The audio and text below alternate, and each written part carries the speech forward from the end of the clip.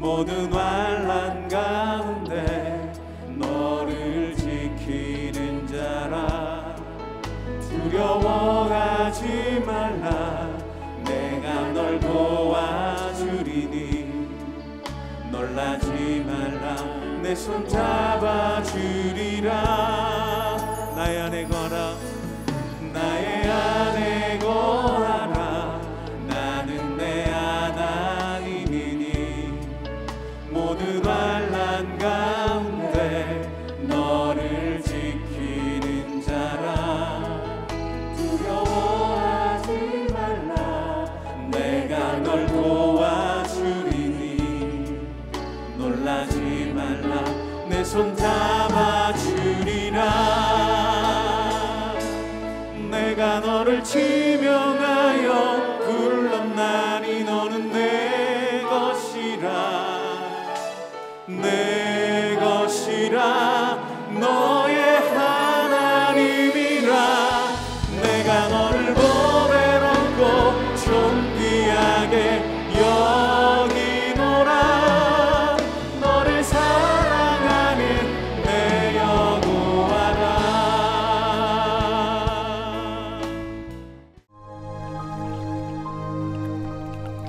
그 후에 예수께서 디비랴 호수에서 또 제자들에게 자기를 나타내셨으니 나타내신 일은 이러하니라.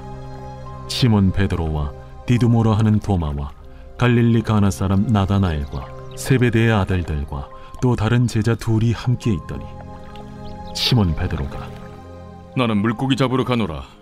우리도 함께 가겠다 하고 나가서 배에 올랐으나 그날 밤에 아무것도 잡지 못하였더니 날이 새어갈 때에 예수께서 바닷가에 서셨으나 제자들이 예수이신 줄 알지 못하는지라. 얘들아, 너희에게 고기가 있느냐? 없나이다. 그물을 배 오른편에 던지라. 그리하면 잡으리라 하시니 이에 던졌더니 물고기가 많아 그물을 들 수 없더라. 예수께서 사랑하시는 그 제자가 베드로에게 이르되 주님이시라.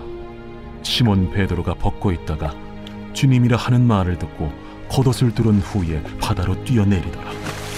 다른 제자들은 육지에서 거리가 불과 한 50칸쯤 되므로 작은 배를 타고 물고기 든 그물을 끌고 와서 육지에 올라보니 숯불이 있는데 그 위에 생선이 놓였고 떡도 있더라. 지금 잡은 생선을 좀 가져오라.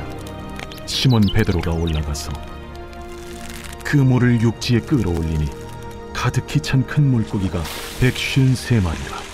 이같이 많으나 그물이 찢어지지 아니하였더라. 와서 조반을 먹으라. 제자들이 주님이신 줄 아는 고로 당신이 누구냐 감히 묻는 자가 없더라. 예수께서 가셔서 떡을 가져다가 그들에게 주시고 생선도 그와 같이 하시니라. 이것은 예수께서 죽은 자 가운데서 살아나신 후에 세 번째로 제자들에게 나타나신 것이라. 사랑하는 성도 여러분, 오늘도 주님으로 인해서 참 기쁨과 평안을 누리시는 복되고 거룩한 하루가 되시기를 주님의 이름으로 소망합니다. 오늘은 풍성한 열매를 거두는 삶, 풍성한 열매를 거두는 삶이라는 제목으로 함께 하나님의 말씀을 나누도록 하겠습니다. 우리는 되게 몰라서 못한다고 하는데 알아도 못합니다. 알아도 하지 못하는 것, 그것이 바로 우리 인간입니다. 어리석은 존재라는 것이죠. 예수님의 제자들이 십자가를 져버리고 다 도망을 갔습니다. 앞에 20장에서 부활의 주님을 만났습니다. 주님을 만났으면 변화가 되어야 할 거 아닙니까? 그러나 변화되지 않았습니다. 오늘 본문을 보니까 여전히 엉터리 같은 모습으로 머물러 있는 것을 보게 됩니다. 예수님의 제자들만 그런 것이 아니라 우리도 마찬가지라는 것이죠. 그러므로 새로운 자극과 새로운 결단이 우리에게는 필요합니다. 풍성한 열매를 거두는 사람의 비밀이 무엇일까? 과연 하나님 앞에서 어떠한 모습으로 서 있어야 우리가 풍성한 열매를 거둘 수 있는가를 오늘 말씀을 통해서 함께 점검하는 그러한 시간이 되길 소망합니다. 먼저 첫째로 말씀을 따라야 하지 사람을 따라서는 안 됩니다. 우리는 항상 사람을 따라야지라는 그러한 유혹이 우리에게 있습니다. 왜냐하면 우리가 외롭기 때문에. 친구 따라 강남 간다라는 말이 있습니다. 사람을 따라가는 것, 다른 사람을 편승하는 것, 그것이 우리의 본능이라는 것입니다. 그러나 환경과 사람을 따라가서는 안 되고 끝까지 하나님의 말씀을 따라가야 합니다. 그러므로 우리 귀에 사람이 아니라 말씀이 들려야 합니다. 여러분, 베드로를 보십시오. 예수님의 수제자입니다. 그는 예수님을 부인했고 부활의 주님을 만나고 난 뒤에 옛 직업인 고기잡이로 돌아가게 됩니다. 여러분, 이 정도면 문제 아닙니까? 그동안 훈련시켰던 것이 말짱 도루묵 같은 그러한 모습이 있습니다. 우리도 마찬가지죠. 오랜 시간 동안 말씀으로 훈련받았음에도 불구하고 너무 금방 옛 생활로 돌아가 버립니다. 사명자가 이렇게 변질될 수 있을까? 이런 생각이 듭니다. 그럼 베드로만 그런 것이 아니라 그의 동료들도 마찬가지였습니다. 우리 본문 2절 말씀을 보면 시몬 베드로와 디두모라 하는 도마와 갈릴리 가나 사람 나다나엘과 세베대의 아들들과 또 다른 제자 둘이 함께 있더니 총 7명이 나오죠. 7명이 함께 갔습니다. 여러분, 가룟 유다를 빼놓고 남은 제자가 11명인데 11명 중에 7명이나 고기 잡으러 갔습니다. 베드로가 간다고 그러니까 다 따라간 것입니다. 그런데 어부가 따라갔다면 이해가 가는데 여기에 보면 야고보와 요한은 어부 아닙니까? 그런데 어부도 아닌 사람들이 따라갔습니다. 도마, 나다나엘, 어부도 아닌데 왜 따라갑니까? 우리가 그러고 있다라는 것입니다. 내가 가야 될 이유를 모릅니다. 그냥 남들 가니까 그냥 따라간다라는 것입니다. 사명 저버리면 이렇다라는 것입니다. 기억할 것은 우리가 사람 따라가면 시험에 빠집니다. 사람이 올바른 게 아니기 때문입니다. 변함없는 것은 하나님의 말씀이지 사람이 아니다라는 것이죠. 절대로 사람 따라다니는 것이 아닙니다. 여러분, 우리 교회도 마찬가지입니다. 교회도 사람 따라다니는 것이 아닙니다. 말씀을 따라가야 합니다. 다 그렇지는 않지만 대부분의 교회가 갈라지는 이유 중에 가장 큰 이유가 무엇이냐? 바로 말씀 중심이 아니고 사람 중심으로 모이기 때문에 시험에 빠지게 된다라는 것입니다. 베드로가 훌륭한 제자이고 훌륭한 인격일지 모르겠지만 베드로 따라가는 것은 올바른 길이 아니다라는 것입니다. 하나님의 말씀을 따라갈 줄 알아야 하는 것입니다. 그러므로 우리가 이 세상을 살아갈 때에 우리는 어떠한 삶을 살아야 하는가? 첫째는 하나님의 말씀을 잘 들어야 하고 또 하나님의 말씀을 붙들고 여러 가지를 시도해 보다가 오르면 끝까지 하는 것입니다. 그것이 바로 사명자의 길입니다. 말씀이 옳다라고 그러면 흔들림 없이 붙들면 그러면 시험에 들지 않습니다. 우리의 감정이라는 것은 기복이 있습니다. 올라갈 때가 있고 내려갈 때가 있는 것입니다. 그러나 변동이 없어야 하는 것입니다. 사람에 의해서 움직이고 기분에 따라 움직이는 것이 아니라 항상 하나님의 말씀에 의지해서 움직이는 우리 하나님의 축복된 그러한 자녀들이 되시기를 우리 주님의 이름으로 소망합니다. 두 번째로 우리가 풍성한 열매를 거두는 삶을 살기 위해서는 자기 자신을 의지하는 것이 아니라 바로 하나님의 은혜를 의지해야 합니다. 항상 자신을 분석하는 사람일수록 내리는 결론이 무엇이냐면 절망감입니다. 못한다라는 것이죠. 자격이 없다라는 것입니다. 자기 자신을 분석해서 나는 자격이 충분합니다. 이렇게 말하는 것은 교만입니다. 착각입니다.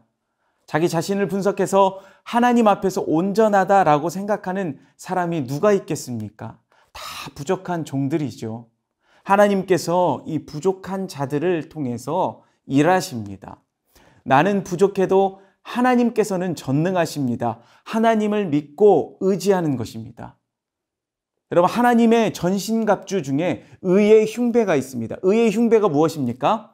나의 의를 주장하는 것이 아니라 십자가의 의를 주장하는 것입니다. 예수님의 십자가의 의를 들고 나가면 승리할 수 있다라는 것입니다. 나의 의를 들고 나가면 마귀가 공격을 합니다. 항상 정죄하고 열등감 또한 자격지심을 들게 만듭니다. 그런데 우리가 그때마다 십자가의 의를 의지하면 승리하게 되는 것입니다. 열매 거둘 수 있습니다. 그것이 바로 우리가 이 땅에서 일하는 진정한 모습이다라는 것입니다. 그래서 예수 믿는다라는 것은 간단한 것입니다. 우리의 시선이 바뀌는 것입니다. 여러분, 성경에 모세는 40세에 문제를 바라봤습니다. 그런데 80세에는 그가 하나님을 바라본 것입니다. 문제를 바라볼 때 이스라엘 백성들의 고통이 보였습니다. 고통이 보이니까 자기 능력으로 해결하려고 하다 보니까 결국은 살인을 저지르게 되는 것이죠. 자기가 능력 가지고 해결하려고 하면 해결이 될까요? 아무것도 해결이 안 됩니다. 80세에 그는 하나님을 바라봤습니다. 겸손해졌습니다. 자기 부인이 있었습니다. 나는 혀가 둔한 사람입니다. 그러한 고백이 그에게 있었다라는 것이죠. 하나님께서 그에게 지팡이를 쥐어줍니다. 하나님을 바라보고 바로를 바라봤을 때에 아무것도 아닌 게 됩니다. 결국 우리가 예수 믿는다라는 것은 80세의 모세와 같은 그러한 시각을 길러주는 것입니다. 나의 의를 들고 나가는 것이 아니라 하나님의 지팡이를 들고 나아가는 모세의 모습, 그것이 바로 우리의 모습이다라는 것입니다. 하나님의 능력을 의지하고 하나님의 은혜를 의지해서 나아가는 것입니다. 그러므로 하나님의 자녀들은 약해도 쓰임받을 수 있는 것입니다. 하나님께서 약한 사람을 통해서 일하십니다. 그것이 성경이 말하는 진짜 중요한 메시지라는 것입니다.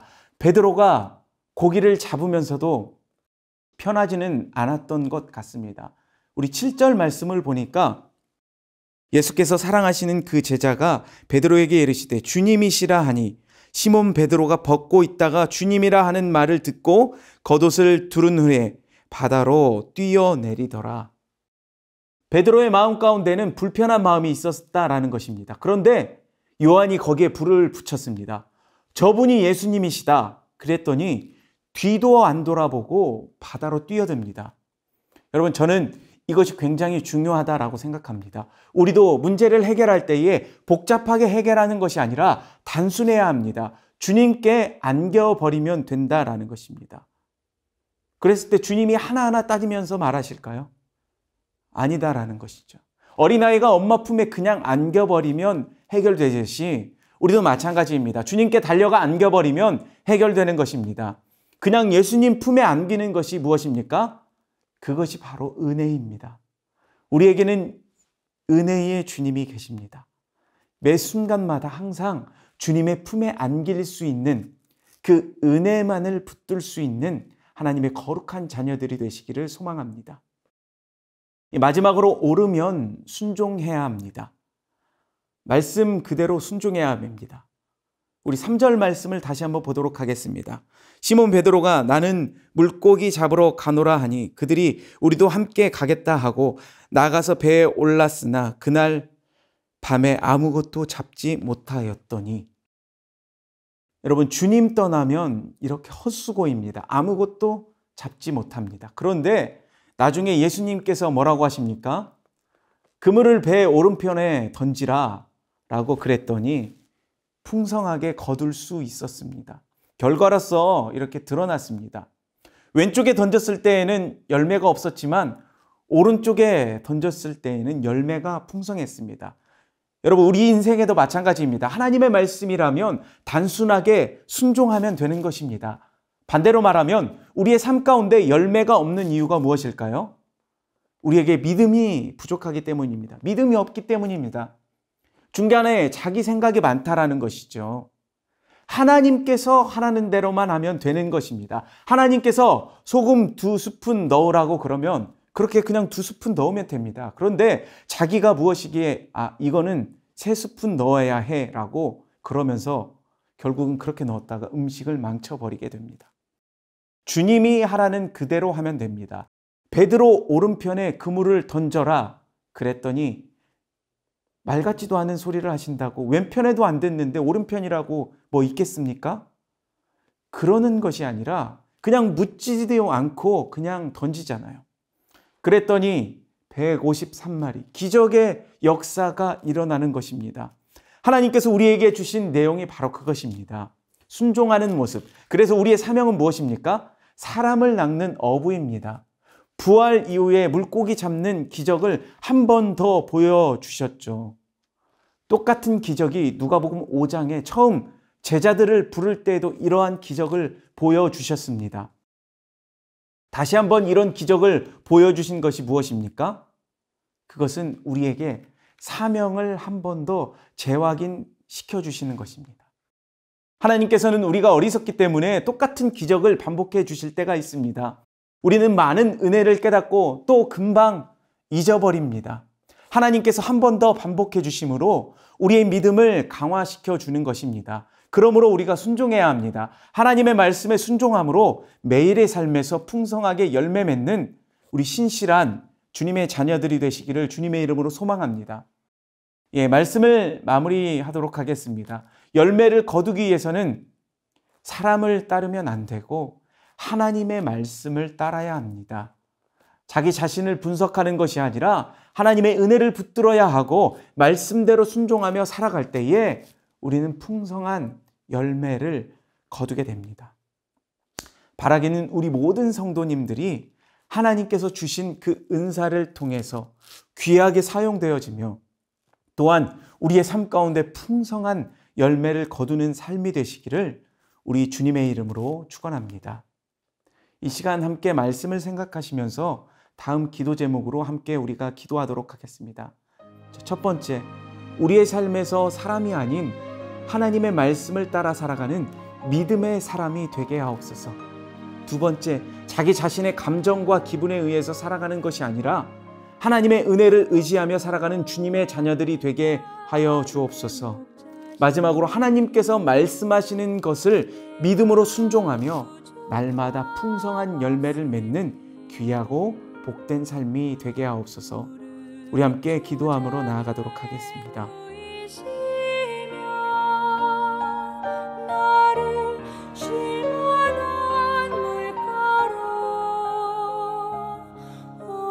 주께